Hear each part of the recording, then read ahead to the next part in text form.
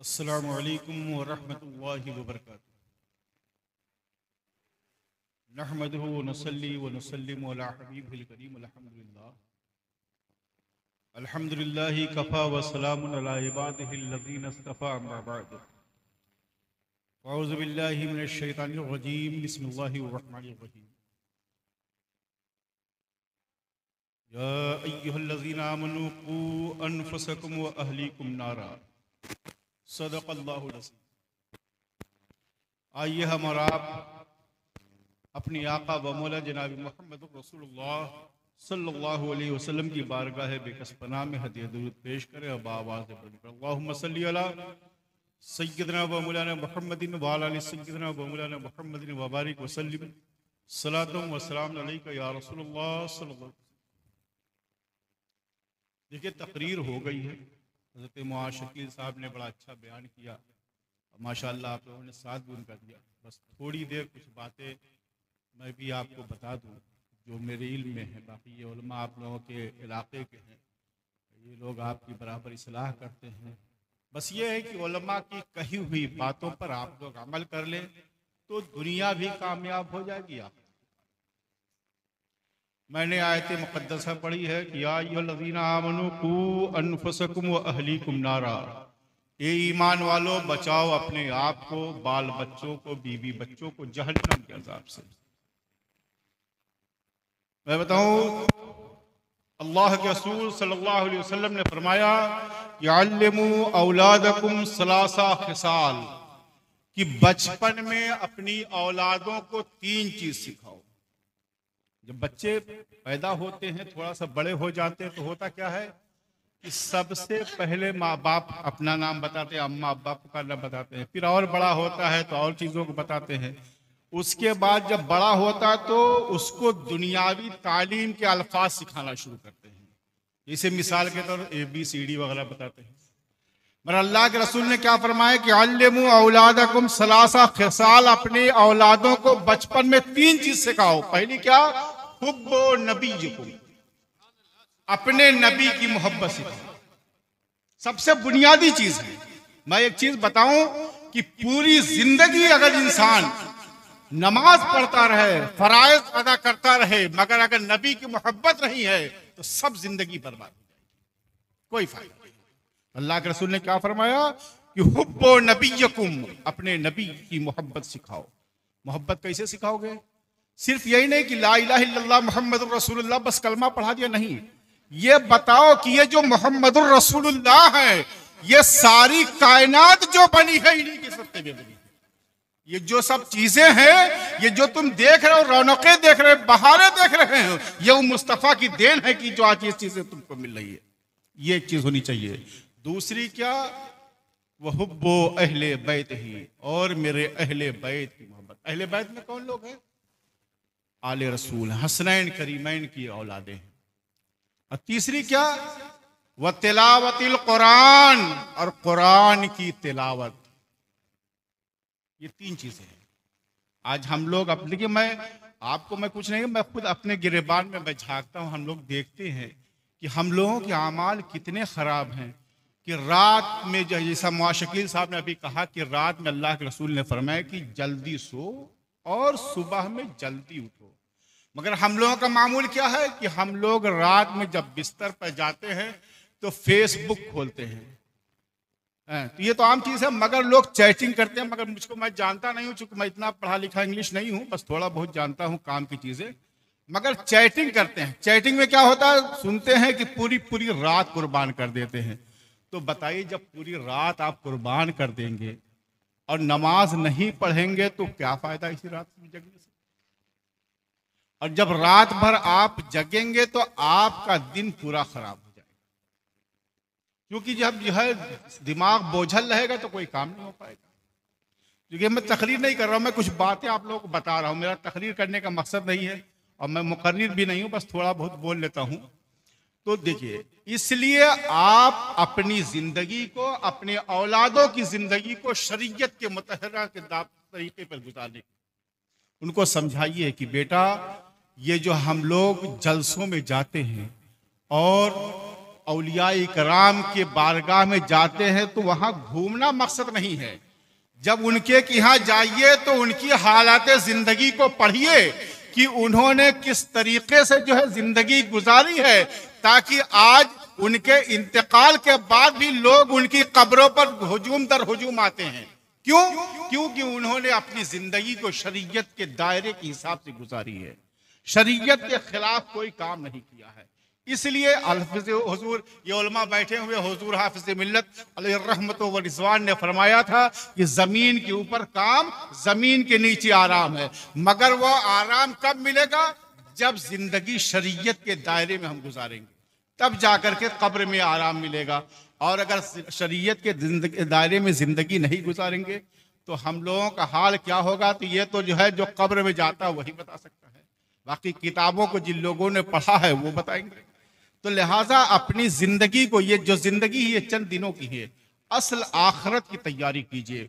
मैं बताऊं, हजरत सैयदना Umar bin Khattab रज़ियल्लाहु ताला अन्हु जब हज बैतुल्लाह के लिए जा रहे हैं और आप मकाम दजनान में जब आप पहुंचे हैं तो आपने अपने साथियों से फरमाया कि रुक जाओ। लोग रुके, पूछा अमीरुल मोमिनीन कोई खास बात है, कोई खास वजह है कि जो आप मक्के से चल करके मकाम दजनान में रुके हैं और हम लोगों को रुकने का हुक्म फरमा रहे हैं? आप फरमाते कि हाँ, खास एक निस्बत मेरी यहाँ से जुड़ी हुई है। कहा कि वो कौन सी निस्बत है? आप फरमाते हैं कि जब मैं हालत कुफ्र में था तो मेरे बाप खत्ताब मुझको 5 ऊंट चराने के लिए देते थे और कहते थे इनको लाइन से लगाया करो, और मैं जब लगाता, एक को मैं खड़ा करता, दूसरा भाग जाता, दूसरे को खड़ा करता, तीसरा भाग जाता। कहीं कि मेरे बाप खत्ताब कोने से देखा करते थे और उसके बाद आकर के मेरे सर पर एक तमाचा लगाते थे, कहते थे उमर तुमसे 5 ऊंट नहीं समझते हैं। तो मैंने जो है, मुझको वो चीज यहाँ पर आ गई, याद आ गई है। मगर जब तक मैं हालत कुफ्र में था तो मुझसे 5 ऊंट नहीं समझते थे, मगर जब रसूलुल्लाह की मोहब्बत दिल में बसी है और जब मैंने कलमा तैयबा ला इलाहा इल्लल्लाह मुहम्मदुर रसूलुल्लाह पढ़ा है तो आज जो है मुल्क शाम से लेकर के ईरान तक, मदीने से लेकर के मक्का तक पूरी जो है हुकूमत मेरे मुट्ठी में रहती है। मैं जिस तरीके से चाहता हूं सबको मैं अपने हैंडल किया करता हूं। ये उस मुस्तफ़ा जाने रहमत का करम है, ये नबी मुकर्रम की अज़मत है। मैं बताऊं, हजरत सैयदना फारूक आज़म रज़ियल्लाहु ताला अन्हु कौन है? खलीफा दोम है, जिनके बारे में अल्लाह के रसूल ने दुआ फरमाई थी कि या अल्लाह, या तो उमर को जो है इस्लाम की तौफीक अता फरमा दे या अबू जहल को अता फरमा दे। अल्लाह ने जो है हजरत उमर इब्न खत्ताब को जो है ईमान की दौलत नसीब फरमाई थी। वह उमर इब्न खत्ताब जब खाने काबा में हज बैतुल्लाह कर रहे हैं और करने के दौरान आपने जब हजरे अस्वद को बोसा दिया है तो आपने फरमाया था, ए हजरे अस्वद, इस बात से तू न सोचना कि उमर इब्न खत्ताब ने तुमको चूमा है कि तुम खाने काबा में नसब हो या जन्नती पत्थर है, बल्कि उमर इब्न खत्ताब के लम्हाए मुबारक इसलिए लग रहे हैं कि रसूलुल्लाह के लम्हाए मुबारक लगे हुए। तो एक चीज मैं बताऊं, आप पूरी जिंदगी, ये उलमा बैठे हुए पूछ लीजिए, आप पूरी जिंदगी सबने क्या कीजिएगा, अगर मोहब्बत रसूल नहीं दिल में है, सब रायदगा इबादत चली जाएगी, सब बर्बाद हो जाएगी। लिहाजा नबी की मोहब्बत अपने दिल में बसाइए। और नबी की मोहब्बत दिल में कैसे होगी? एक चीज मैं बताऊं, जिस चीज से हमको मोहब्बत होगी तो हम उसका हर फेल अपने दिल से लगाएंगे, है ना भाई? जो है इश्क का मतलब ही यही होता है कि जिससे हमको इश्क होगा तो उसकी हर अदा हमको पसंद होगी। हम नबी से दावा करते हैं कि हमको नबी से मोहब्बत है, मगर नबी ने फरमाया कि नमाज मेरी आंख की ठंडक है, तो हम नबी के वफादार हैं कि गद्दार? नबी से हम वफा कहाँ कर रहे हैं? ये तो नबी के हुक्म के खिलाफ वर्जी कर रहे हैं। लिहाजा अल्लाह के रसूल ने फरमाया है कि तुम जो है नमाज पढ़ो, और हम नमाज नहीं पढ़ते हैं और हम दावा करते हैं कि हम नबी से मोहब्बत करते हैं। मैं बताऊं, अल्लाह के रसूल सल्लल्लाहु ताला अलैहि वसल्लम जब जो है आप जो है हजरत अबू तालिब के, हजरत अब्दुल मुत्तलिब के विसाल के बाद आपके चचा जब अबू तालिब जो है, आप जो है जब सरदार मक्का हुए हैं, आपने जो है परवरिश किया है, मगर एक वक्त ऐसा आता है कि जब जो है हजरत खदीजतुल कुबरा का इंतकाल हो गया है, आपके चचा अबू तालिब का इंतकाल हो गया है, उस साल को आमुल हुज़्न कहा जाता है। उस जमाने में कि जब अबू तालिब इस दुनिया से चले गए हैं, अब उनके जाने के बाद अबू लहब मक्का का सरदार बना और उसने कहा था कि आए लोगों सुनो, मैं मक्के का सरदार हो गया हूं, मेरी तरफ से इजाजत है, तुम लोग मोहम्मद अरबी सल्लल्लाहु अलैहि वसल्लम के साथ जो चाहो सुलूक करो, मैं बोलने वाला नहीं, मेरा कबीला बोलने वाला नहीं। अल्लाह के रसूल पर मदीने की मक्के की जमीन तंग कर दी गई है, अल्लाह के रसूल ताइफ की तरफ तशरीफ ले जाते हैं। मैं कोई जो वाकया नहीं, बस मैं बात आपको बता रहा हूँ, आप इबरत हासिल कीजिए कि आज हाल ये है हम लोगों का कि अगर कोई हमारे साथ एहसान करता है तो हम उसको समझते हैं कि वो बेवकूफ़ी की। मैं बता रहा हूँ, बताने का मकसद ये है कि अल्लाह के रसूल जब ताइफ में तशरीफ ले गए हैं, आपने लोगों से कहा कि मुझको अमान दे दो, मुझको अमान दो। एक ने कहा कि नहीं, हम आपको अमान नहीं दे सकते। एक ने कहा कि अगर हम आपको नबी मानते हैं, आप अगर नबी ना हुए तब भी हम नुकसान में पड़ जाएंगे, और अगर हम आपको नबी नहीं मानते हैं और आप नबी निकले तो लिहाजा मेरे लिए खतरा दोनों तरफ से है, लिहाजा हम न्यूट्रल रहेंगे। एक के पास फिर भेजा, उसने कहा मेरी तरफ से कोई अमान नहीं है। अल्लाह के रसूल जो है ताइफ से वापस मक्के की तरफ तशरीफ ला रहे हैं, इतने में जो है रास्ते में जो है अय्याश लौंडो ने जो है अल्लाह के रसूल के जो है पाँव मुबारक पर जो है पत्थर मारना शुरू किया है।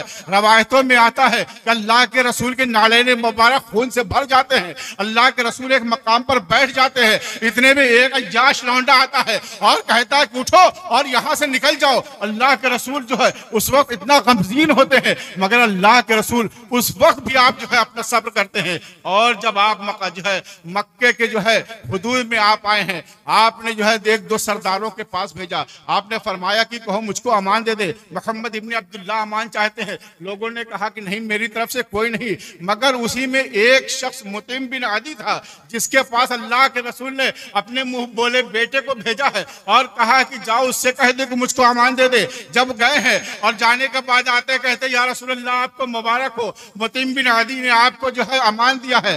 अल्लाह के रसूल फरमाते हैं ऐसे नहीं। कहा फिर कैसे? कहा कि उससे कहो कि आकर के मुझको लेकर के जाए। जब मुतिम बिन आदी आता है और आने के बाद अपने जवान बेटों के साथ आया है, आने के बाद कहता है कि मोहम्मद इब्न अब्दुल्लाह आप मेरे साथ चलिए, हम आपको लेने के लिए आए हैं। और आप ऐलान करता जाता है, ऐ लोगों सुनो, मुतिम बिन अदी ने मोहम्मद इब्न अब्दुल्लाह को अमान दिया है, मोहम्मद इब्न अब्दुल्लाह को मुतिम बिन अदी ने जो है अमान दिया है, लिहाजा आप कोई हमला नहीं कर सकता है, कोई जंग नहीं कर सकता है, कोई इनको कत्ल नहीं कर सकता है। अल्लाह के रसूल ने जब आपको अमान मिली है और जब जंगे बद्र हुई है 313 सहाबा के साथ, उस वक्त जब आप जो है कुफ्फार कैद होकर के आए हैं, आने के बाद जब उन लोगों को कैद किया गया है, तो हालांकि मुतिम बिन अदी हालत कुफ्र में मरा था। अल्लाह के रसूल इरशाद फरमाते हैं अगर मुतिम बिन अदी जिंदा होता और वो कहता कि इनकी सिफारिश कर देता, मैं इन सबको सब छोड़ देता, सबकी रिहा कर देता,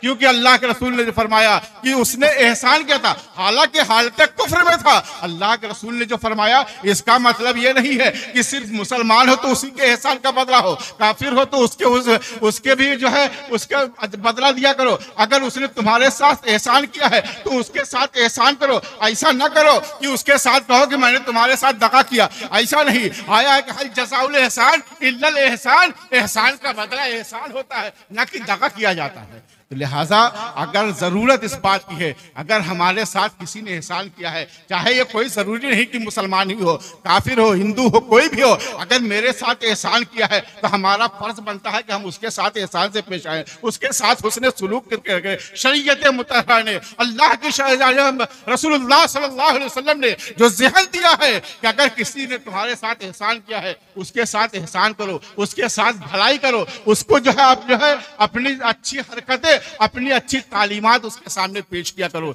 ये चीजें होनी चाहिए, ना कि हमको जो है लोगों को धोखा देना चाहिए। मुसलमान का ये शेवा नहीं है, मुसलमान का ये तरीका नहीं है। मैं बताऊं, आप जो है बुजुर्गान दीन की मज़ारात पर आते हैं। देखिए मैं एक चीज बताऊं, मेरी माँ बहनें भी मज़ारों पर आती हैं, उनको अव्वल बात तो आना नहीं चाहिए, अगर आवे तो पर्दे का ख्याल रखें, क्योंकि जो है आपको मालूम है कि जो है फिरक़े इर्तिदाद बहुत तेजी से फैला और अपनी निगाहों को नीची करना चाहिए। अल्लाह के रसूल ने फरमाया कि तुम मुझको दो चीज़ों की ज़मानत दे दो, मैं तुझको जन्नत की ज़मानत देता हूँ। दो चीज़ें क्या है?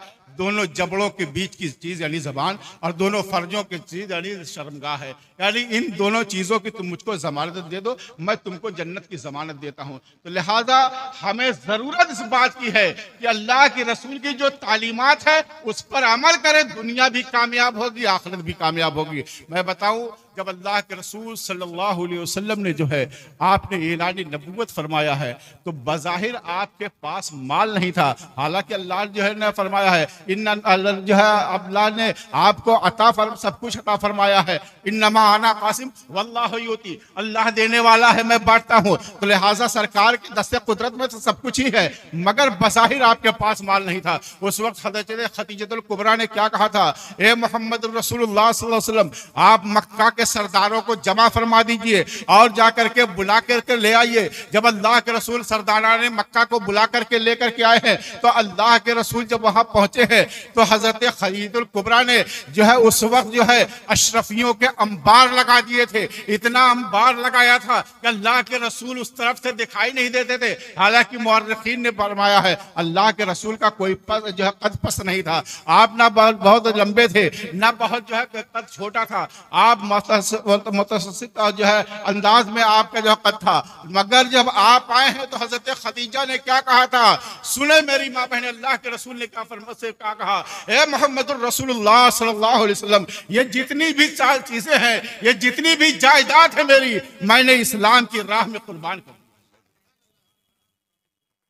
तो लिहाजा मैं बताऊं, एक चीज मैंने देखा है, क्योंकि ये लोग जानते हैं मैं अक्सर जगहों पे दौरा करता हूँ। ज़कात का जब मसला आता है तो बीवी कहती है तो मेरी मिल्कियत, ज़कात नहीं देती है। ज़कात का बड़ा मसला सख्त है। देखिए, आपके पास जो चीज़ है उसकी ज़कात आपको निकालना है, नहीं निकालेंगी तो गुनहगार होंगे। आपने सुना होगा कि कारून ने जब यह ज़कात का मुतालबा किया था तो उसने देखा कि मेरी दौलत तो चली जाएगी, लोग ऐसी जो है दौलत हर साल ज़कात निकालता रहूंगा, खत्म हो जाएगी। तो उसने साजिश रची, और साजिश क्या रची? उसने एक औरत को तैयार किया कि जब हजरत मूसा ज़कात का मुतालबा करेंगे तो तुम खड़ी हो जाना, और खड़ी होने के बाद इन पे तोहमत लगा देना। उसने कहा ठीक है, कोई बात नहीं। उसने हजरत मूसा के जब यहाँ खड़े हुए ज़कात का मुतालबा किया तो कारून ने कहा कि अय मूसा, यह औरत तुमसे कुछ कहना चाहती है। हजरत मूसा ने कहा कि बहन क्या कहना चाहती हो? जब उस औरत ने हजरत मूसा का जलाल देखा तो वो घबरा गई, कहने लगी कि मूसा मैं कुछ नहीं कहना चाहती हूँ, ये तो कारून मुझको बहका करके लेके आया था आपके खिलाफ। हजरत मूसा को जलाल आ गया, सजदे में जाते हैं, कहते हैं परवरदिगार, अगर आज तूने न बचाया होता तो ये जो है कारून मुझको कहीं का नहीं छोड़ता। अल्लाह ने कहा कि मूसा मांगो, क्या मांगते हो? आज तुम जो कहोगे वो तुम्हारी दुआ पूरी कर दी जाएगी, आज तो तुम मांगोगे वो पूरा किया जाएगा। इतना कहना था हजरत मूसा ने कहा कि जमीन से कि पकड़ कारून को जब पकड़ा है और जब कारून धंसने लगा है तो वो हजरत मूसा से पनाह मांगता था, कहता था ये मूसा मुझे माफ कर दो, मैं ऐसी गलती नहीं करूंगा, ऐसी खता मैं नहीं करूंगा, अय मूसा मैं तुम्हारी तौबा करता हूँ, अय मूसा मुझे माफ कर दो। मगर हजरत मूसा इतने जलाल में थे, आपने कुछ सुना ही नहीं, जमीन के अंदर धंस गया। जब हजरत मूसा कोहे तूर पर गए हैं और जाने के बाद अल्लाह से हम कलाम हुए हैं, हजरत मूसा से परवरदिगार कहता है अय मूसा तुम इतने सख्त हो गए कि वो बार बार तुमसे माफी मांग रहा था, बार बार तुमसे रुजू कर रहा था, मगर तुमने उसको माफ नहीं किया। अय मूसा, अगर वो मेरी बारगाह में एक मरतबा तौबा करता तो मैं उसको माफ फरमा देता। तो पता क्या चला, वो तो हजरत मूसा थे, हम नबी की उम्मत में है, लिहाजा अगर हम सिद्क के दिल से तौबा करेंगे अल्लाह हम लोगों की खताओं को माफ फरमा देगा। मगर शर्त यह है कि हम सही तरीके से जो है शरीयत मुतहरा के दामन में जिंदगी गुजारने चाहिए, शरीयत के खिलाफ काम नहीं करना चाहिए। हमें शराब खाने, जुए खाने को, अड्डे को आबाद नहीं करना चाहिए। अल्लाह के रसूल ने शराब और जुआ हम लोगों का हराम किया है, लिहाजा इन चीजों से बचिए और नमाज कायम कीजिए, अपनी औलादों को भी नमाज का पाबंद बनाइए, दुनिया भी कामयाब होगी, आखिरत भी कामयाब होगी। और मैं एक चीज बताऊं, ये उलमा बैठे हुए हैं, मैंने अभी भी देखा, कल भी देखा था, नारा आप लोग बहुत लगाते हैं, अच्छी बात है, नारा लगाइए, मगर जिसका नारा लगाते हैं उनकी हालाते जिंदगी को पढ़िए और उनकी जिंदगी पर अमल कीजिएगा, तो आपका नारा लगाना उनको पसंद आ जाएगा और वो आपसे खुश हो जाएंगे। और अगर सिर्फ नारा लगा करके आप सोचेंगे साहिब मज़ार का फैजान मिल जाएगा और नमाजों से गाफिल रहेंगे, कोई फैजान मिलने वाला। रब्बे करीम की बारगाह में दुआ है कि परवरदिगार हमें और आपको सिराते मुस्तकीम पर चलने की तौफीक अता फरमाए। अस्तगफिरुल्लाह रब्बी मिन कुल्लि ज़ंबी।